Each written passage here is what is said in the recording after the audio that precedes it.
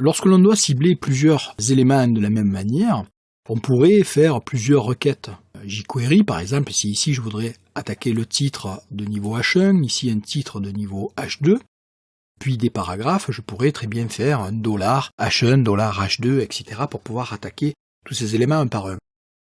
On peut en fait faire une seule instantiation de la requête jQuery ici, en passant par exemple ici dans un premier temps, on va le faire sur H1, et on va demander de faire un CSS. Par exemple, on pourrait utiliser un font style qu'on pourrait mettre en italique ici, voilà.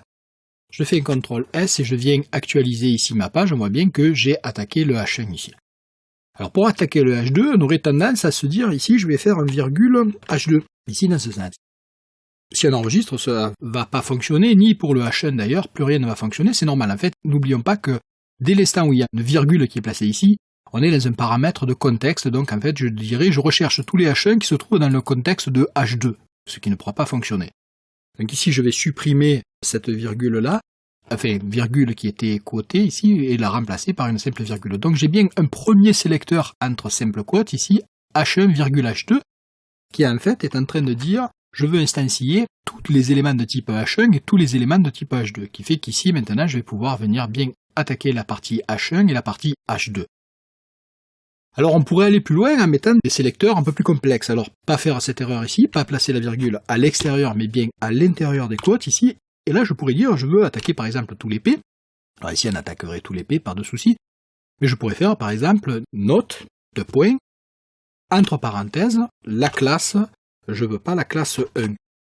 Et ici, je suis en train de dire je veux prendre tous les paragraphes, quels que soient les paragraphes, pourvu qu'ils ne soient pas de la classe 1. Et donc là, si j'enregistre, on voit bien qu'il n'y a que le deuxième paragraphe ici qui va venir se styler. Voilà ici. Petite erreur. Ah ben oui, il n'y a pas l'instruction note ici qui vient indiquer que l'on ne veut pas la classe 1. Ma pensée est allée plus rapide que l'écriture. Et là, on voit bien qu'on a bien le H1, le H2 et pas cette partie-là. Alors on pourrait garder la partie contextuelle ici. Pour cela, je vais cloner cet élément ici. CTRL A, CTRL C. Voilà, je colle exactement 2 fois le même contenu. Et si j'actualise, on voit bien qu'on a les deux H1 qui sont bien stylés, les deux H2, et bien sûr les deux notes classe 1 qui sont pris. Par contre, si ici je viens rajouter par exemple une classe égale A, pour le second article ici, une classe égale B, j'enregistre mon document.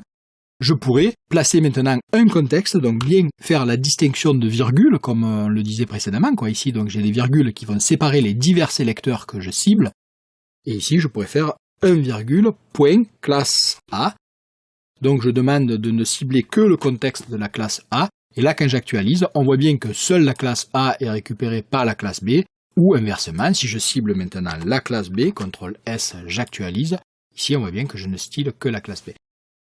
Voilà, donc on pourrait, comme ça, sélectionner divers sélecteurs ici, et on pourrait faire également pour divers contextes, c'est-à-dire que je peux revenir placer une virgule ici à l'intérieur et dire « et je veux cibler tous les contextes ici de classe A ». C'est-à-dire qu'en fait, je reviens à dire tout le monde, donc pensant à enregistrer, virgule, et là on voit bien qu'on a à la fois la classe A, la classe B qui est utilisée, donc on a bien ciblé 2 contextes.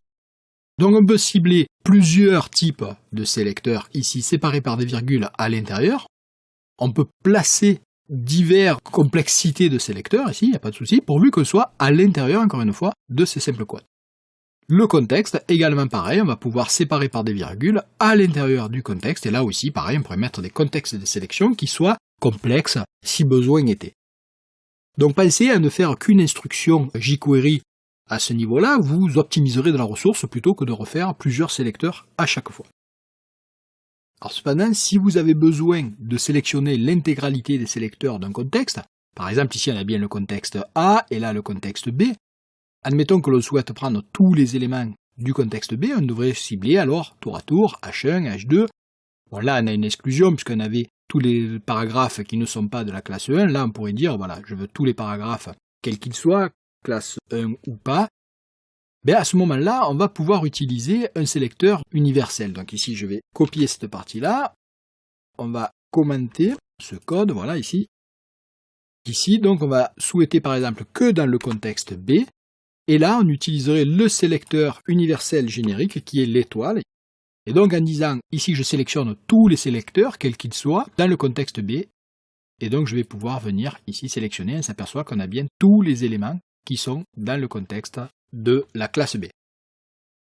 Alors si toutefois on sait qu'on a des paragraphes qui sont de la classe 1 et qu'on ne souhaite pas les prendre, on pourrait demander ici qui ne soit pas note 1 directement dans la partie, on pourrait placer cela. Ce qui fait que maintenant, dès l'instant où on va actualiser, on s'aperçoit qu'on garde bien notre H1, notre H2, tous les paragraphes, sauf ce paragraphe qui est un classe note 1. Donc pensez aussi à utiliser souvent ce sélecteur générique qui va permettre de faire une globalité de sélection, quelle que soit la nature des éléments présents dans le contexte.